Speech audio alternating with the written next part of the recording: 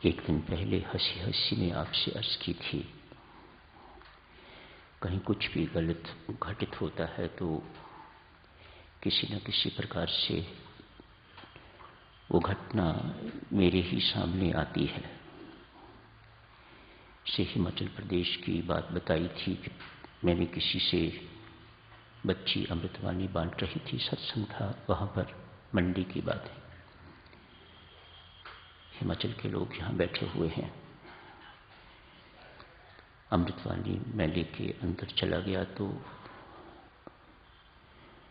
खोली, स्वामी जी महाराज का चित्र फटा हुआ था, उखड़ा हुआ था।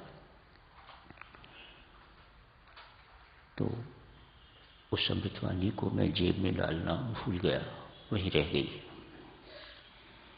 11 मार्च को मैं रोहतक में था। राम बाबू बैठे हुए हैं यहाँ पर, बात याद आ गई। तो जैसे आप लोग ये 2-3 अमृतवाणी साइड टेबल पर रखते हैं, तो ऐसे ही इन्होंने भी एक अमृतवाणी मेरे पढ़ने के लिए रखी हुई थी, पाठ करने के लिए। मैंने उसे उठाया तो मुझे कुछ मोटी मोटी भारी वो अमृतवाणी लगी।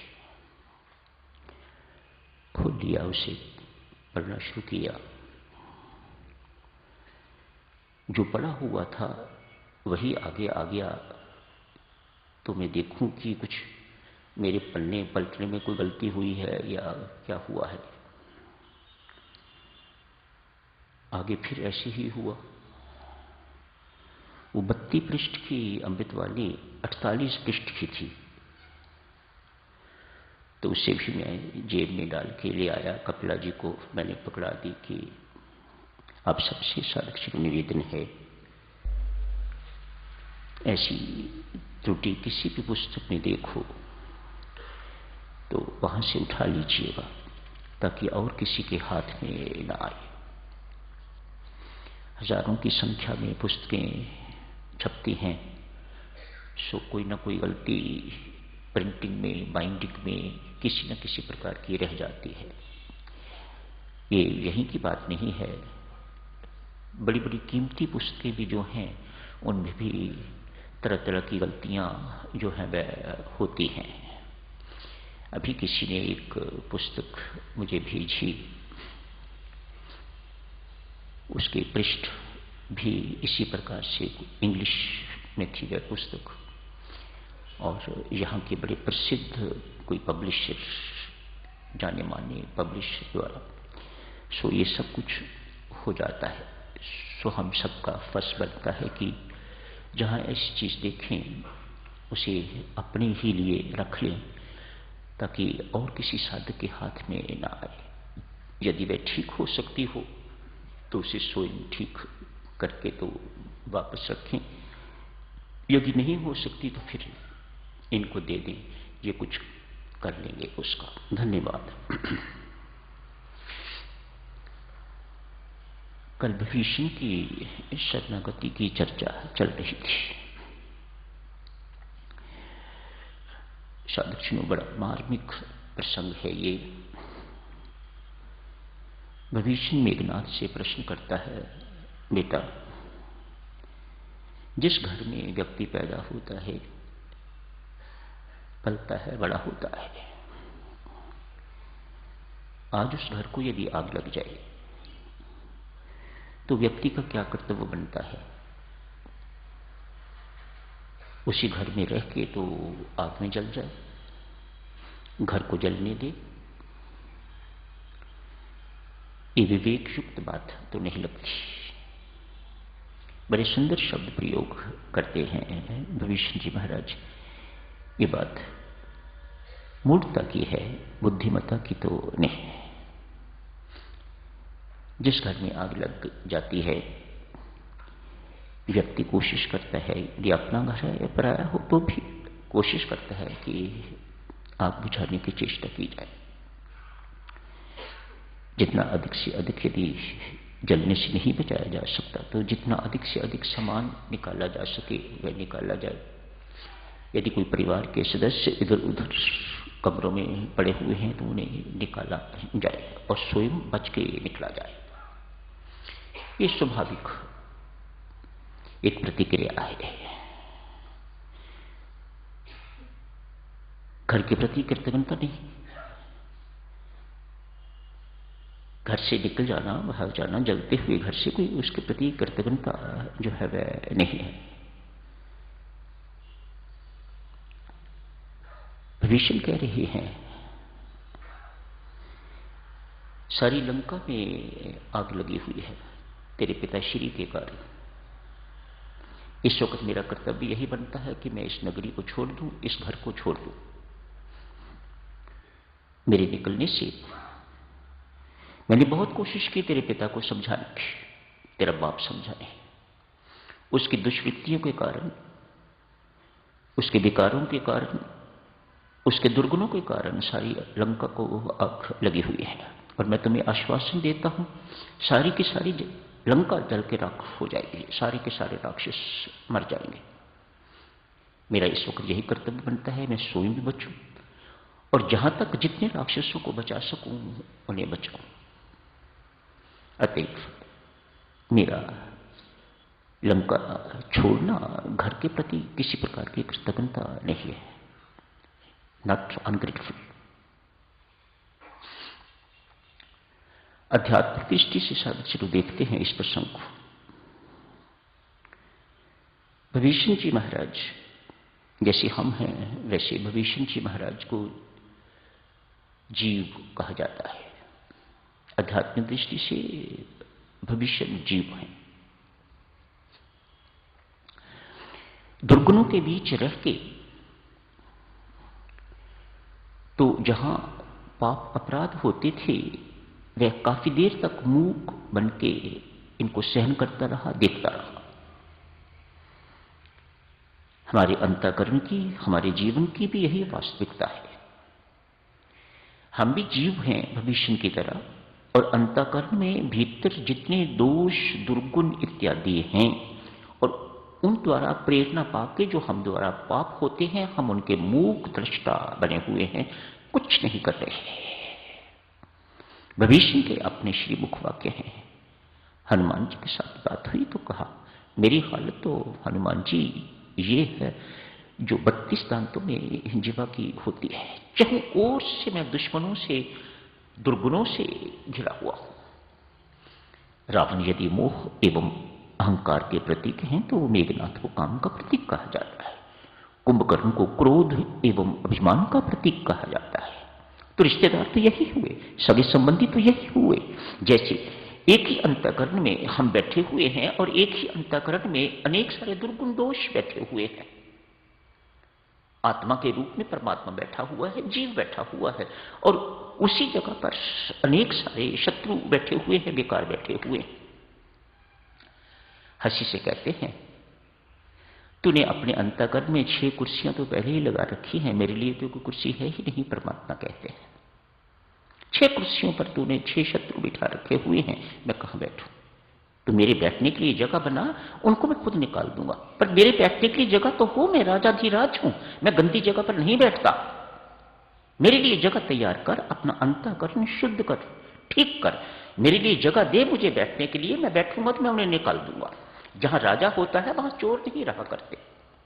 मैं राजाधिराज, भगवान श्री कहते हैं मैं राजाधिराज हूं, मेरे होते हुए वहां कोई शत्रु नहीं रह सकते, वे अपने आप चले जाएंगे। पर तो मेरे लिए तो जगह बना, मेरा सिंहासन तो तैयार कर। मैं छोटी मोटी जगह पर नहीं बैठता, मैं राजाधिराज हूं, सिंहासन पर बैठता हूं, मेरे लिए सिंहासन तैयार कर। मैं बिल्कुल बैठने को तैयार हूं। देख मैं तेरे सामने कह रहा हूं, तूने 6 कुर्सियां लगा रखी हुई हैं, 6 की 6 पर मैं बैठे हुए हैं, मेरे लिए एक भी कोई कुर्सी खाली नहीं है जहां मैं बैठूं। कोई एक कुर्सी मेरे लिए खाली कर तो मैं बैठूं। हम सब इन्हीं शत्रुओं से घिरे हुए हैं।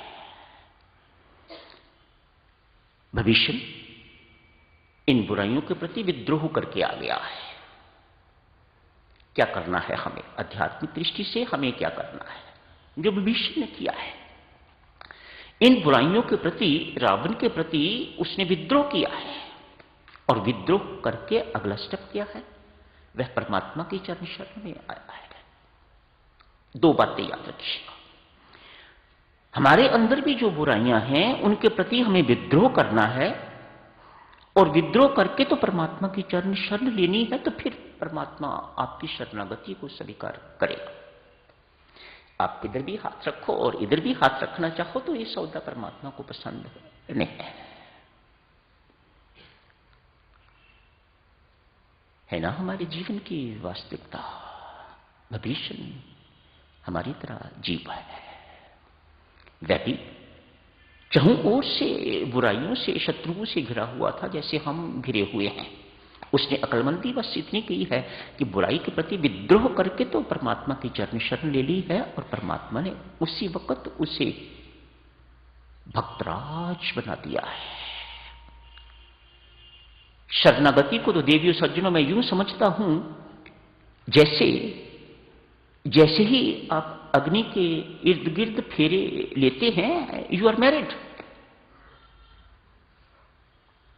आप पत्नी बन गए हो, उस लखपति की, उस करोड़पति की पत्नी बन गए हो, जिसका सब कुछ जो है आपका हो गया। शरणागत इसी प्रकार से देवियों सज्जनों, मैं अपने शब्दों में कह रहा हूं, परमात्मा का उत्तराधिकारी बन जाता है। लक्ष्मण दो राक्षस राज को राजतिलक उसी वक्त, अरे सारे संसार के मालिकों की चरण शरण में आया है, उनकी शरणागति ग्रहण की है, तो मैं एक लंका का राज्य इसे नहीं दे सकता। शरणागति ग्रहण की, शरण में आए, उसी वक्त राजतिलक, भक्तराज की उपाधि दे दी भगवान ने। इस शरणागति की महिमा है। बुराई के प्रति विद्रोह एवं परमात्मा की चरण शरण में जाना, एक स्टेप, सभी नहीं, बाकी आप परमात्मा करेंगे। You don't have to worry after that at all. ये शरणागति में कलंक है। आप एक दफा भगवान के हो गए, उसके बाद आपको किसी प्रकार की चिंता नहीं है। यदि चिंता करते हो तो स्पष्ट है कि आपको शरणागति का पता नहीं है कि शरणागति क्या है, शरणागति की महिमा का आपको पता नहीं है कि शरणागति की महिमा, महात्म्य किस प्रकार का है। No questions after that. आपकी चिंता, आपके सारे के सारे भय, शंका इत्यादि इत्यादि सब परमात्मा ने खत्म कर दिया, अपने ऊपर उन सबका जिम्मा ले लिया। मैं बैठा हूं ना, तुम्हें किसी प्रकार की चिंता करने की जरूरत नहीं। कल आपसे अर्ज की जा रही थी, सुग्रीव एक साधारण व्यक्ति ही है, अभी भी एक साधक नहीं है।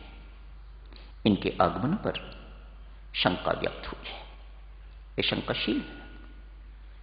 सामान्य व्यक्ति शंकाशील, संशयशील जैसे हम हैं, लेकिन शरणागत कोई शंकाशील नहीं रहता, सामान्य व्यक्ति नहीं रहता।